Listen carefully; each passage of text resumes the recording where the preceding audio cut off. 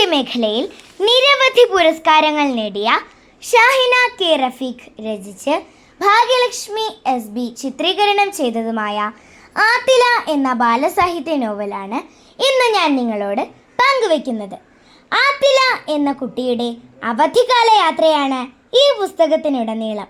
തൻ്റെ ഉമ്മയുടെ തറവാട്ട് വീട്ടിലെത്തുന്ന ആത്തിലയ്ക്ക് ഏറ്റവും ഇഷ്ടം ഉമ്മാമയെയാണ്. അത്താഴം കഴിഞ്ഞാൽ ഉമ്മാമ കുട്ടികൾക്കൊപ്പം ഇരുന്ന് കഥകളുടെ ഭാണ്ഡം തുറക്കും. ഓരോ ദിവസവും ഓരോ കഥകൾ. ഇത്തരത്തിൽ കഥകളുടെ ലോകവും ആത്തിലയുടെ ലോകവും തുറന്നു കാണിക്കുകയാണ് ഈ നോവൽ. എല്ലാവർക്കും ഗൃഹാതുരത്വമായ കുട്ടിക്കാലം ഉണ്ടാകും.